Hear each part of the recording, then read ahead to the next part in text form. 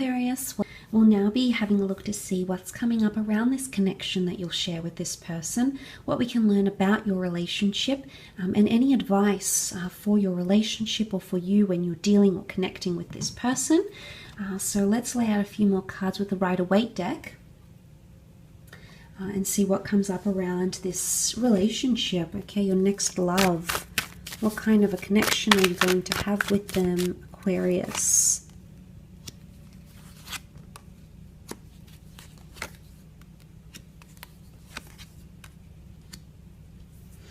Okay, Aquarius, you're coming up as the Ace of Swords, but the Ace of Swords reversed.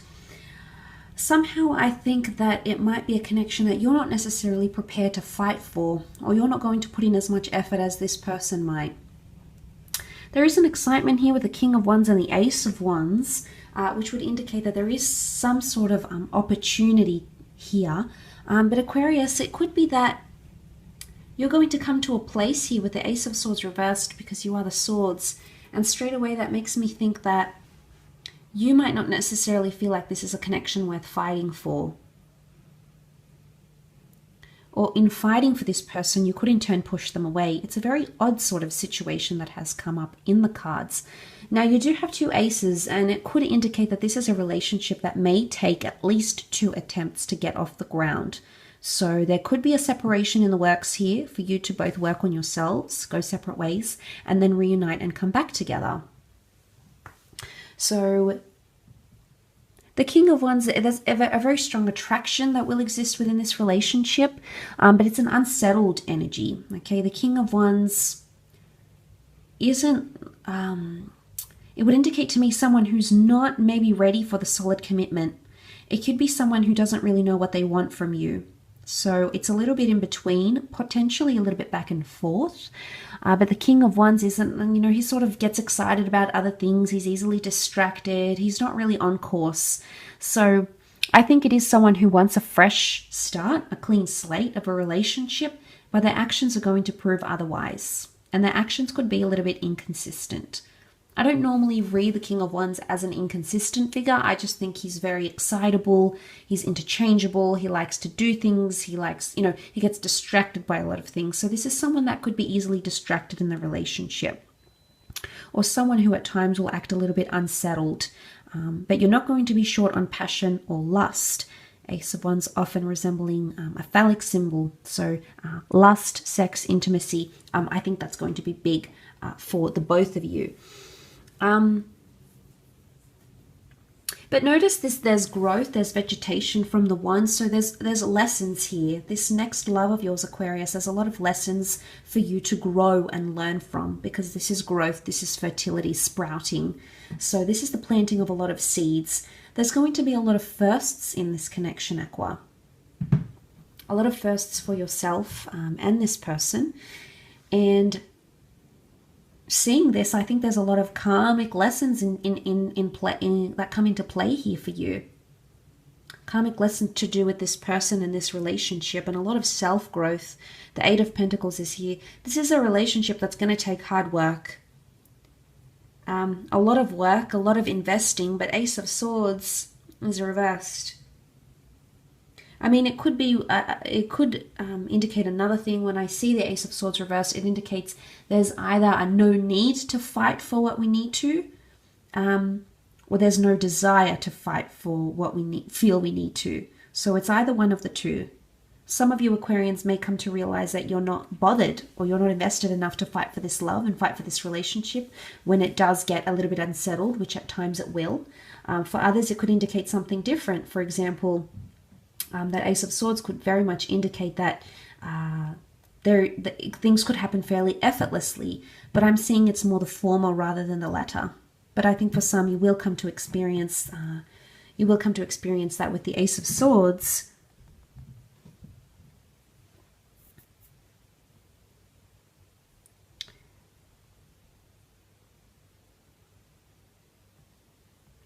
With the Ace of Swords, I think reversed,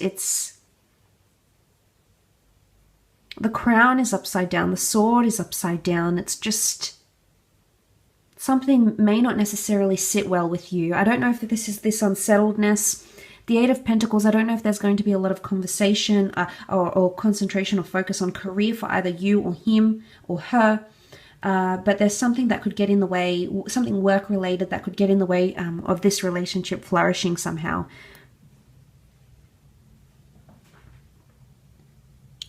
So that's what I'm seeing. I think there is an impact here in that regard.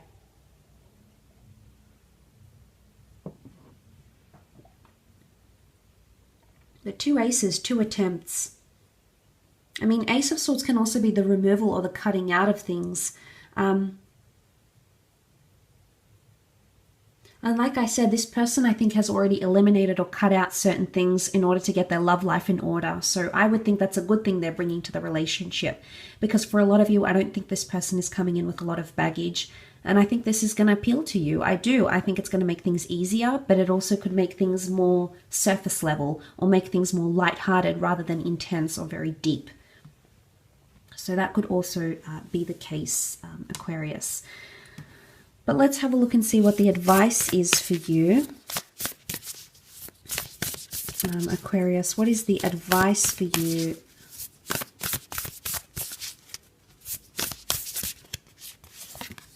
In this relationship. Okay, meditate and contemplate. There is a lot of back and forth. This is the sign of Pisces, new moon in Pisces. So there's a lot of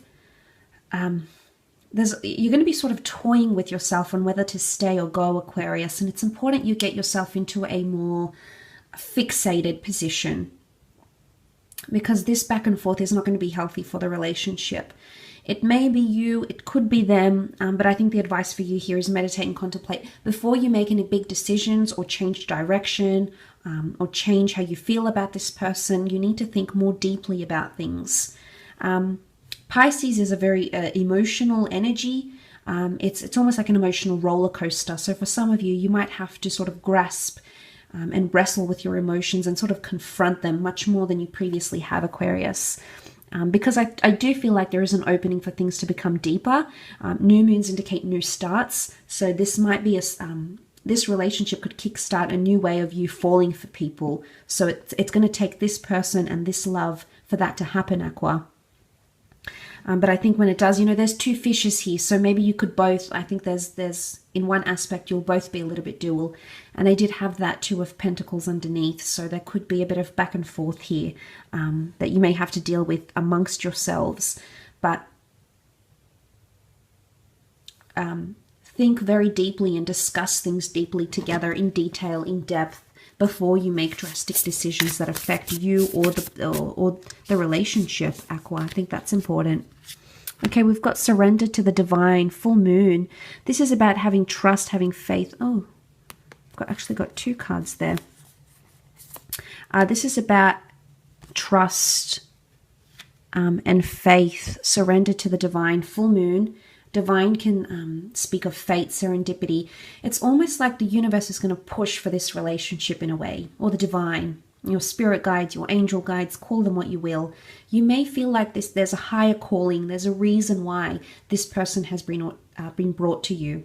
And I did touch on karma and lessons being tied into this relationship, Aqua, and this has sort of verified that for me. So it's almost like a clarification, if you will, that you have to surrender to the master plan, so to speak. Not to submit entirely, but surrendering to the divine, surrendering to things that will be good for you, that may push you out of your comfort zone and take you at a place where you've never felt before, Aqua. But I think it's going to take you to a beautiful place, like maybe opening up your mind and trying new things, or moving in with someone, or saying I love you, or being different as a partner. All those things that could bring you a lot of benefits and rewards emotionally. This is what I think the surrendering here. But it could also be surrendering and submitting when it comes to arguments, and sort of backing down when you need to. So I'm going to go with the saying you have to pick your battles here, Aqua. I think that's very important for you.